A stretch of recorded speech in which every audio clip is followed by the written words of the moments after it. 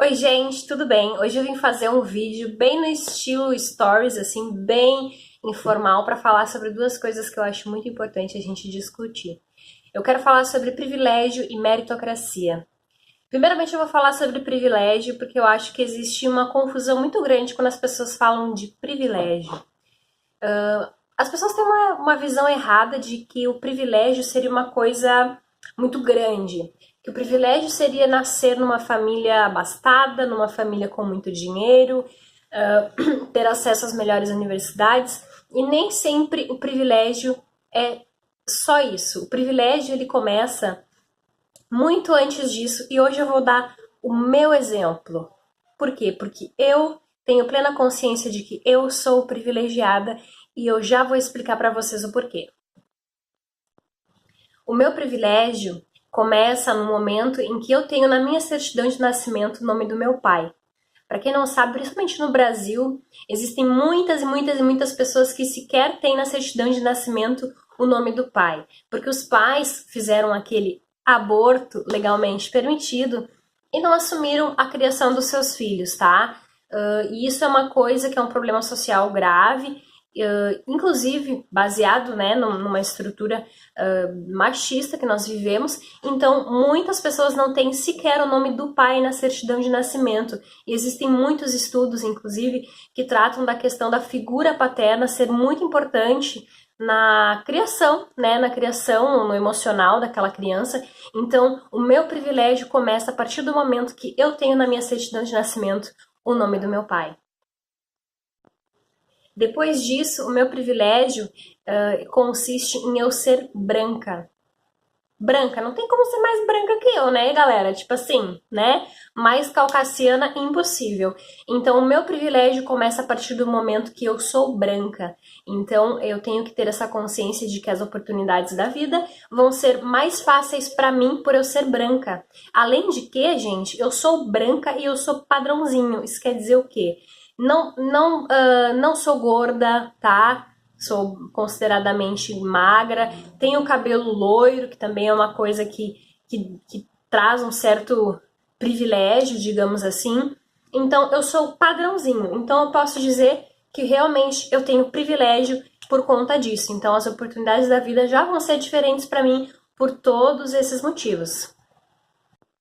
Continuando na lista de privilégios, eu tenho uma família completamente estável e harmoniosa, posso dizer. Meus pais são casados até hoje, sempre foram casados, sempre foi um casal muito harmonioso, eles têm uma relação incrível, sem qualquer. Nunca sofri violência dentro de casa, nunca presenciei violência. Meus pais têm uma relação super respeitosa.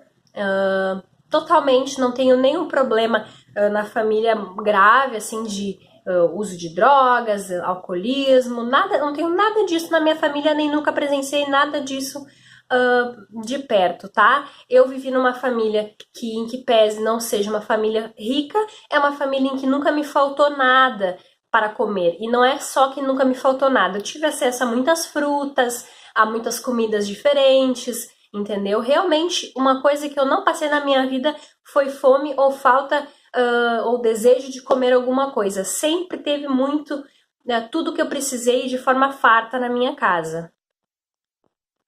Seguindo a isso, nas escolas que eu frequentei, eu tive o privilégio de estudar em escolas públicas, mas escolas públicas de qualidade.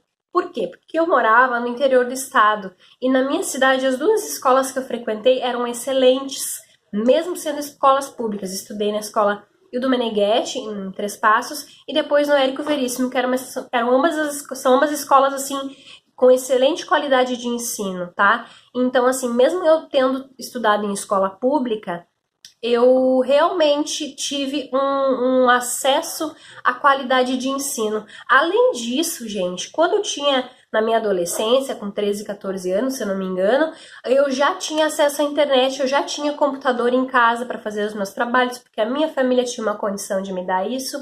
Eu tinha acesso a quaisquer livros que eu precisasse, porque meu pai nunca deixou de adquirir qualquer livro que fosse necessário para minha educação, até porque ele tinha uma condição para isso. Em seguida eu fui para a faculdade, eu até era bolsista, passei, fui bem no Enem, né, até porque eu tinha toda uma estrutura para isso, como eu tô dizendo para vocês, e eu passei e fui bolsista para a Uni durante toda a minha graduação, tá? E não paguei minha faculdade, mas meu pai me ajudava a morar na cidade que era a minha faculdade, que é uma coisa que nem todo mundo pode. Então eu tive o privilégio de simplesmente trabalhar durante a faculdade em estágios dentro da minha área, né? Então isso foi um privilégio graças a não tão grande, mas né, necessária situação financeira da minha família que permitia essa ajuda para que eu pudesse trabalhar somente em estágios dentro da minha área, que eu não precisasse trabalhar no comércio, enfim, qualquer outra profissão, para eu poder me manter durante a faculdade. Não, eu tive esse apoio. Depois que eu me formei, eu decidi morar em Porto Alegre também, eu tive apoio financeiro da minha família quando eu vim para cá. Então, hoje em dia eu estou independente, pago minhas contas, né, trabalho num escritório que a minha remuneração me banca totalmente aqui em Porto Alegre, mas enquanto isso não aconteceu, eu tive o privilégio da minha família me ajudar nisso. Para resumir, é basicamente isso que eu tenho para dizer para vocês a respeito de privilégio, tá? E isso que eu venho de uma família que acho que sequer é considerada classe média, tá? Então, quando a gente fala em meritocracia, a meritocracia presume que todas as pessoas são iguais e que se elas se esforçarem, elas vão chegar no mesmo patamar, tá? Isso acontece com aqueles vídeos, aquelas reportagens, o menino da favela que vivia em meio ao tráfico, que se tornou médico. Gente, quando a gente fala em meritocracia, a gente tem que presumir, a gente tem que entender que a meritocracia presume que todas as oportunidades são iguais para todo mundo. E nesse momento que a gente tem que entender o privilégio. O privilégio não é nascer numa família rica.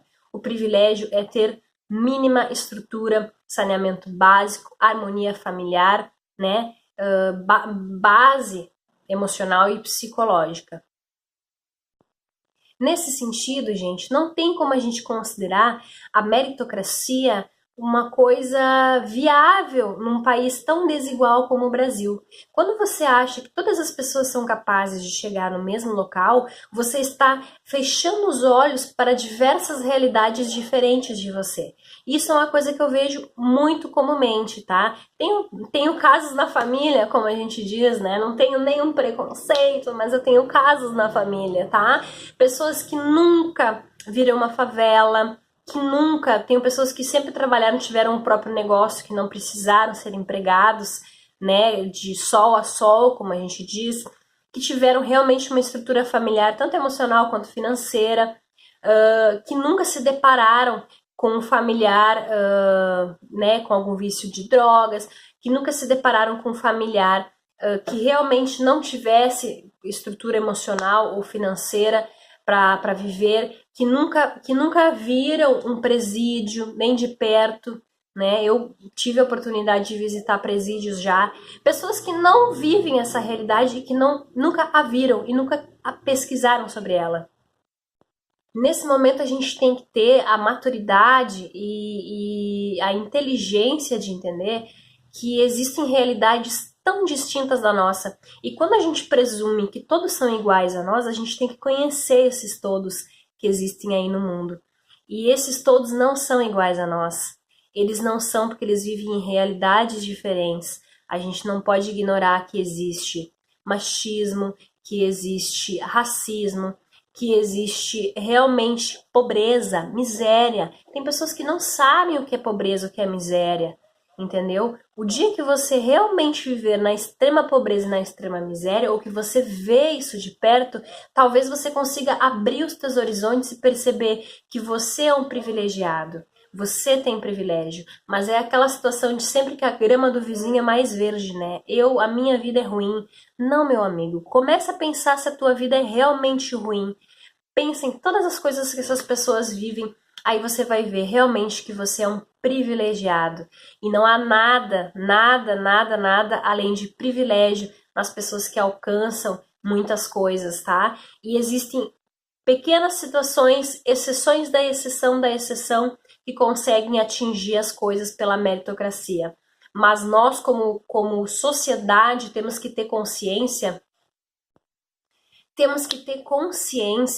de que existem pessoas que não são privilegiadas e que nós temos o dever como sociedade de olhar por essas pessoas também e buscar sempre uma igualdade entre os seres. A partir do momento que você se considera mais do que o próximo, aí, infelizmente, meu amigo, você perdeu a tua humanidade, você perdeu o teu senso de sociedade.